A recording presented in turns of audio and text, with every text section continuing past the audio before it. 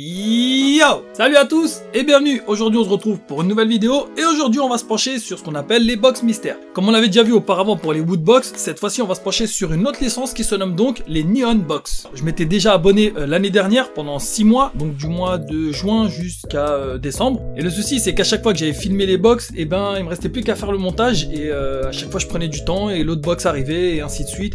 Et c'était un sacré cercle vicieux. Du coup, dans cette vidéo on fera le tour des 6 dernières Neon Box sorties en 2020. Après ça, j'essaie de faire le maximum pour vous faire une Neon Box par mois, vu que ça sort tous les mois. Du coup, on aura raté le mois de janvier et de février, je les sortirai directement après. Mais après ça, j'essaierai de tenir le rythme, vraiment. Bref, pour ceux qui ne sauraient pas ce que c'est qu'une box mystère, eh bien, voici l'explication.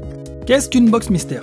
Tout d'abord, un thème est choisi. Bon, parfois, il peut être choisi en fonction des saisons, genre automne, hiver, printemps, été. Les périodes de fête aussi, genre Noël, jour de l'an, Halloween, Pâques... Bref, toutes les petites fêtes comme ça, ou des thèmes du style sur les héros, les vilains, sur les mangas, les jeux vidéo. Bref, ça dépend aussi du style de l'enseigne. Voilà, parfois il y en a qui sont plus mangas, d'autres jeux vidéo, d'autres geeks, etc. Une fois que le thème est trouvé, c'est au tour du choix des objets. On retrouve très généralement de la vaisselle, des gâchapons, des porte-clés, des trucs dans ce style. On retrouve aussi très souvent des peluches, voire des figurines ou des figurines pop. On retrouvera aussi des snacks, enfin des petits trucs à grignoter, etc. Et parfois des petits trucs en textile, style des serviettes. Pour certaines, à chaque fois, on retrouvera même des t-shirts. Une fois que tout ça c'est fait, c'est emballé avec justement une fiche sur le thème et une petite brochure avec justement les indications des objets qu'il y aura dedans. Et après ça, c'est envoyé et vous la recevez à la maison. Autre point pour les abonnements, très généralement on trouvera des engagements pour 3 mois, voire 6 mois. Jusqu'ici j'en ai pas trouvé sur 1 an. Et parfois vous pouvez aussi tomber sur des offres du style une seule box, pas d'engagement. Mais sur ce genre d'offre, je vous conseille vraiment de lire les petites lignes. Parce que parfois vous achetez juste la box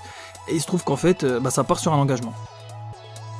Voilà pour les explications, maintenant on va se pencher sur le détail des box et voir ce qu'il y avait dedans. Alors pour la première box sur laquelle je m'étais abonné, c'était donc au mois de juillet, et pas au mois de juin comme je vous avais dit au début. Et le nom du thème c'était donc Unity. On avait donc 4 licences, The Promised Neverland, ensuite on avait Evangelion, je sais pas comment ça se prononce, Kimetsu no Yaiba, Demon Slayer, et enfin Kingdom Hearts. Du coup pour les objets on avait donc un sac isotherme The Promised Neverland, c'est un petit sac qui tient un petit peu au frais, pas totalement non plus, mais voilà ça tient assez bien au frais, ouais. Et comme c'était au mois de juillet et qu'il faisait ultra chaud, bah franchement ça tombait à pic.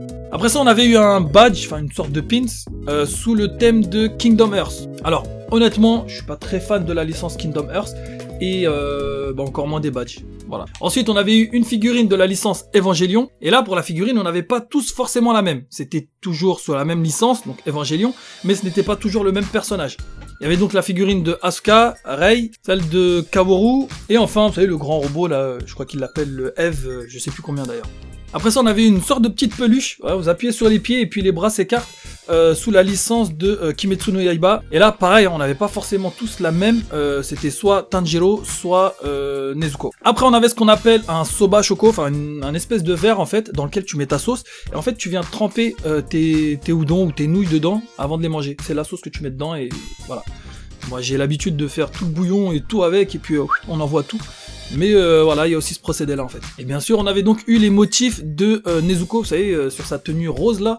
Bah en fait, c'est exactement ces motifs là. Et enfin, pour terminer, il y a toujours un truc à grignoter dans les Neon Box. Et cette fois-ci, c'était des Karinto saveur, que je dise pas de bêtises, Yuganatsu. En fait, je connaissais pas du tout le Yuganatsu. Et apparemment, c'est une sorte d'agrumes, citron, enfin... Franchement, c'était ultra violent, je les ai finis le jour même, donc je pourrais même pas vous... Enfin, bref, voilà pour la première box. On passe donc à la suivante, celle du mois d'août. Pour la box du mois d'août, elle était donc sous le thème de Summer Quest. Alors franchement, il y avait du bon, du moins bon et du génial, mais on pouvait pas tout avoir. Et toujours 4 licences pour cette box. On avait eu donc Naruto, on avait Kirby, moi quand je me réincarne en Slim, et enfin Kimetsu no Yaiba. Enfin, ça c'est ce qui avait été annoncé, et finalement on avait une licence de plus, c'était celle de Dragon. Et dans cette licence, on avait donc ce qu'ils appellent un acrylique de carte. Donc en fait, c'était juste une espèce de carte, et tu retires juste le petit truc, enfin, une espèce de petite statuette. Franchement, c'était pas terrible, surtout en plus de ça, moi j'avais eu Pan, et je suis pas très fan de Pan. Je la trouve un peu insolente, bref, il y avait pas mal d'autres choix, et finalement, moi j'étais tombé sur celle-là. Bref, ensuite, l'objet suivant, c'était donc une Tower Stand de Naruto Shippuden. Franchement, c'était vraiment... pas top. Moi personnellement, j'ai vraiment clairement pas aimé. Je trouvais que ça faisait un peu école primaire dans le design. Enfin voilà. En fait, c'est juste un espèce de socle où tu mets juste tes stylos ou tes... Voilà, ouais, c'est une espèce de trousse en plastique, quoi, limite. Enfin. Ensuite, pour la licence de Kirby, on avait donc eu un frisbee. Ouais, franchement, c'était pas top non plus, mais c'est... Voilà, ça reste cool. Ensuite, pour la licence de moi, quand je me réincarne en Slim, on avait eu une peluche extra douce, moelleuse, tout ça, c'était le top. Franchement, elle était géniale, je l'ai encore, des fois il m'arrive de dormir dessus. Franchement, ouais, elle était cool. Elle l'est encore, ouais, elle est cool. Ensuite, pour la licence de Kimetsu no Yaiba, on avait eu un t-shirt archi classe. Mais alors vraiment, il était au top. Moi j'ai adoré, vraiment. Sauf que voilà, comme je l'ai dit, je ne pense pas porter ce t-shirt là. Je pense que je vais plutôt les accrocher et les mettre sur le mur, les encadrer quoi, grossièrement. Parce que voilà, le problème c'est qu'avec ce genre de t-shirt là, si tu les mets à la machine à laver, ouais, ça finit par se dégrader et le dessin finit par partir. Et il est beaucoup trop classe pour qu'il ne soit pas exposé. Voilà. Donc voilà, moi je pense que je vais garder tous les t-shirts plutôt cool, les mettre sous cadre et accrocher ça sur le mur. Ensuite, pour l'objet suivant, moi j'avais découvert ça dans le jeu Ghost of Tsushima, ça s'appelait donc des furines. Et en fait, c'est des sortes de petites clochettes, vous savez, qu'on met à la porte, et puis avec le vent, bah, ça fait du bruit, et puis il y a toujours un petit bout de papier qui traîne en dessous, je sais pas si c'est un message ou pas, je sais pas à quoi ça correspond, mais c'est tellement classe. Voilà, moi j'adore. Nous on avait eu là sous forme d'un petit poisson, et franchement c'était classe, ouais. Et enfin, comme je vous l'ai dit, il y a toujours un petit truc à grignoter, et pour cette box, on avait eu des Monaka au citron. Alors franchement, je connaissais pas du tout, mais c'est d'une bonté. Oh là là, c'était violent, c'était vraiment bon, hein, de ouf. Et d'ailleurs, je sais pas si on peut retrouver ce genre de produit. Je sais qu'il y a des boutiques sur Paris. Je vais essayer d'aller voir un de ces quatre et essayer de me retrouver tous les petits snacks comme ça, parce que franchement, c'est archi bon. Et on est déçus de le finir, vraiment. Enfin, on en a fini avec celle-ci. On n'a plus qu'à passer à la suivante, celle du mois de septembre. Pour le mois de septembre, on avait donc eu une box sous le thème de Legendary Power. 4 licences avaient été annoncées. On avait donc Pokémon, Inuyasha, Mon voisin Totoro et enfin Fire Force. Alors, on avait une licence en plus qui n'était pas annoncée, c'était celle de One Piece avec un étui en vinyle avec justement un dessin du Shonen Jump. Et apparemment, il y avait la possibilité d'avoir soit One Piece, Dragon Ball Z et Naruto. Voilà, dommage qu'on puisse pas choisir. Ensuite, pour la licence de Fire Force, on avait eu une peluche, plutôt mignonne, mais sans plus. Ouais, franchement, elle était bien représentée et elle était plutôt fidèle. Tout était respecté, quoi, grossièrement. Pour la licence Inuyasha, on avait donc eu une figurine. Alors, cette figurine-là est plutôt spéciale. C'est une figurine qu'il faut mettre vraiment dans le coin d'une table ou sur une boîte. C'est-à-dire que si tu la mets en plein milieu, enfin sur un sol plat, elle va être bancale en fait. Parce qu'en fait, il y a la manche qui est plutôt solide et elle retombe. Et en fait, elle est faite pour être dans le vide, quoi. Pas la figurine. Et franchement, c'est plutôt original. Bref, ensuite, on avait donc eu, pour la licence de Pokémon, des espèces de petites Pokéballs. Et franchement, ça, c'était vraiment cool. Ah, vraiment, l'idée est géniale. On avait le choix. Il y avait donc Ectoplasma, Kaiminus, Sulfura. Il y avait aussi Ramolos. Une autre avec Pikachu et Watwat. Et une dernière avec Noctali. Alors, franchement, elles avaient l'air d'être toutes vraiment cool. On avait eu celle d'Ectoplasma qui était vraiment stylée, Kaiminus aussi qui avait l'air assez joyeux dans sa petite boîte, Pikachu et Watwat qui avaient l'air tellement à l'aise, Noctali qui avait l'air de se promener dans sa petite prairie, et franchement, un Pokémon légendaire, Sulfura, franchement, elle était nulle. Sincèrement, je voulais tomber sur tout sauf celle-là. Manque de peau, c'est celle que j'ai eue. Et finalement, quand je l'ai ouvert et que je l'ai montée, bah... elle était vraiment nulle en fait. Ah ouais non vraiment, j'étais dégoûté. Vraiment j'étais dégoûté. Bon, y en a à qui ça plaira peut-être, mais moi clairement non. Je voulais tomber soit sur... bah, toutes les autres en fait. Voilà, toutes les autres. Allez vraiment, si je devais vraiment faire un choix, Kaiminus ou Ectoplasma. Vraiment, les autres étaient au top. Pikachu, Watwat, comme je vous l'ai dit, toutes les autres étaient parfaites. Mais pas celle-là. Sulfura, un Pokémon légendaire. T'es censé dire, ouais, je veux le légendaire. Non. Non, elle était nulle. Ensuite, pour la licence justement de Mon voisin Totoro, on avait obtenu une brosse à dents. Ouais, sincèrement, une brosse à dents. Je l'ai toujours pas essayé, elle est toujours dans sa boîte. Mais une brosse à dents, wesh. Alors, c'est une petite brosse à dents en bois. Je pourrais pas vous dire si les poils sont souples ou durs ou... je sais pas, je m'en fous. Mais ouais, c'est une brosse à dents, quoi. Bref, elle est sympa, mais sans plus. Ensuite, on avait obtenu une petite figurine, une espèce de petite dame avec un kimono. Alors franchement, elle est... franchement, il n'y a rien de spécial, mais moi je la kiffe. Je la trouve vraiment stylée. Elle était faite avec du papier et il y avait du tissu pour le kimono. Franchement, elle est toute mignonne et j'adore. Vraiment, là, j'adore. Et franchement, je préfère ça que Sulfura. Ouais, je sais, je vais peut-être en décevoir certains, mais c'est mon avis. Ouais. Et enfin, le petit truc à grignoter, c'est ce qu'on appelle des gokabo. Alors, c'est une espèce de petite boulette de riz, enfin boulette plus ou moins, du riz soufflé, grossièrement, avec dessus, c'était du soja vert.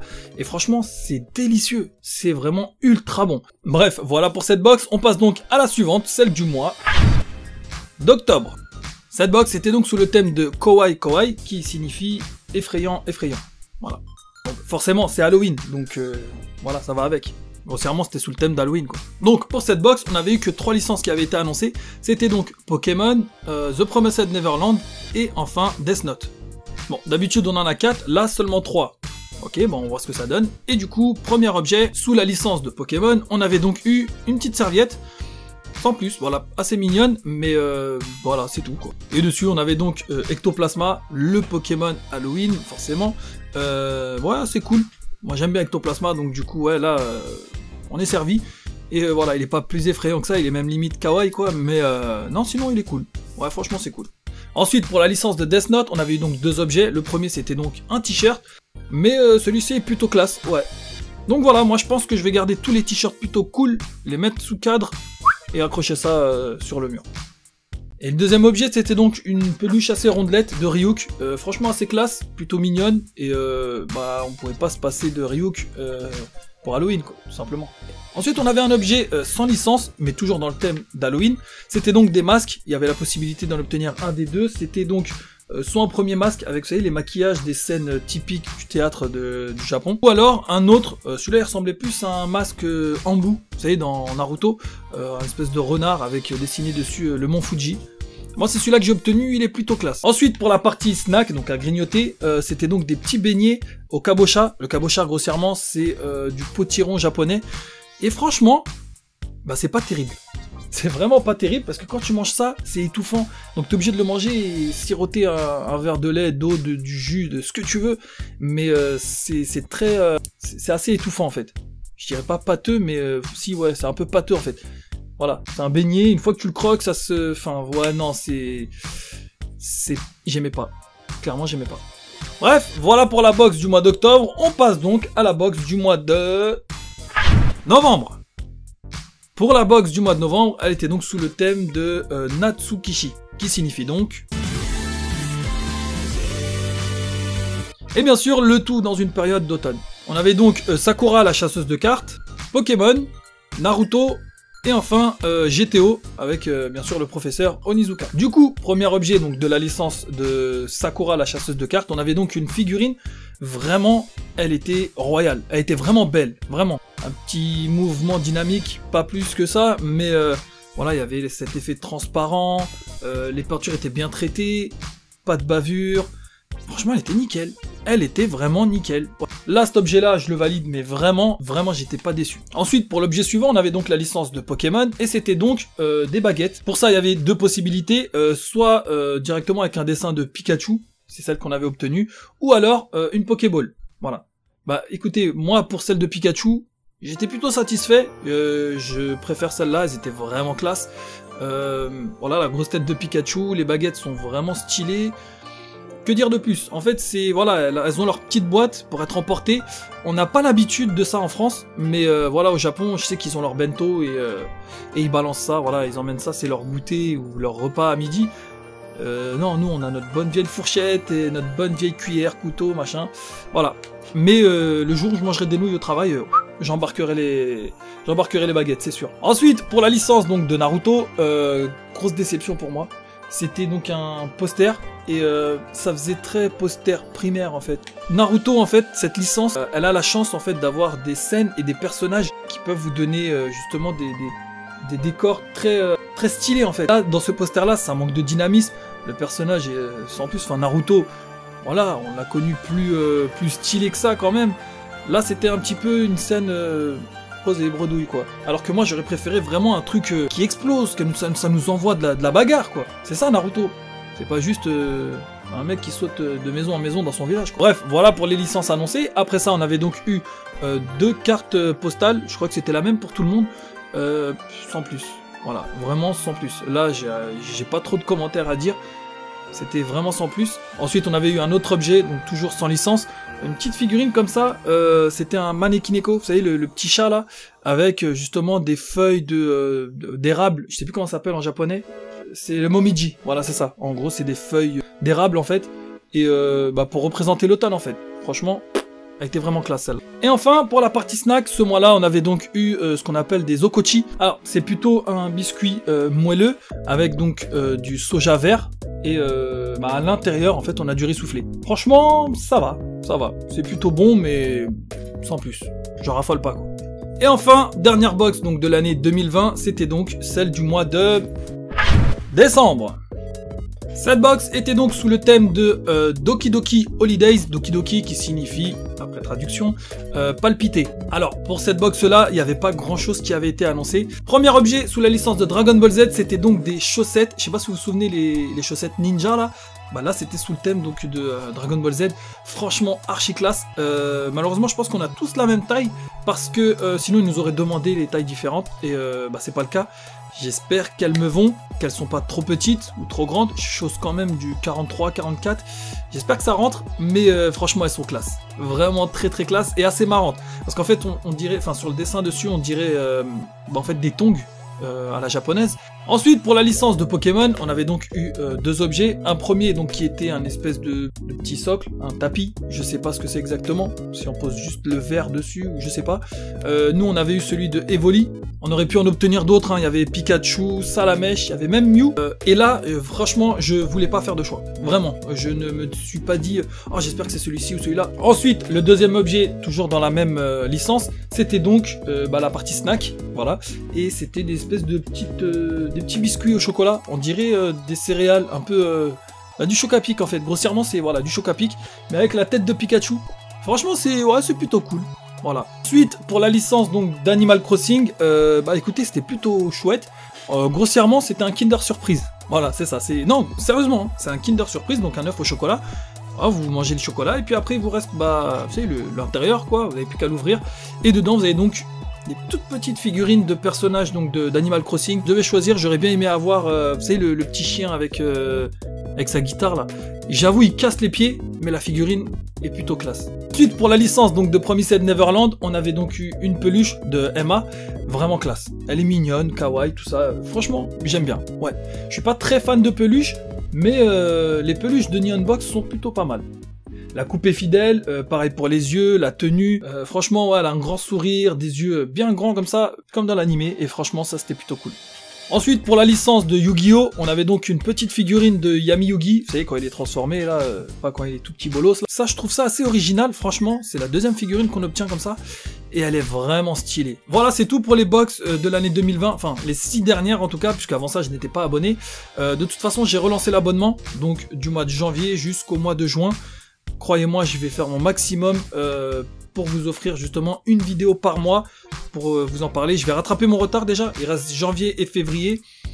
Et je vais essayer de les rattraper direct derrière. Peut-être faire une vidéo pour chaque box. Peut-être faire une vidéo avec les deux box en même temps. Je sais pas encore comment je vais m'y prendre. En tout cas, n'hésitez pas à me dire dans les commentaires quelle box vous a le plus marqué. Qu'est-ce que vous avez le plus kiffé. Quel objet surtout vous préférez le plus.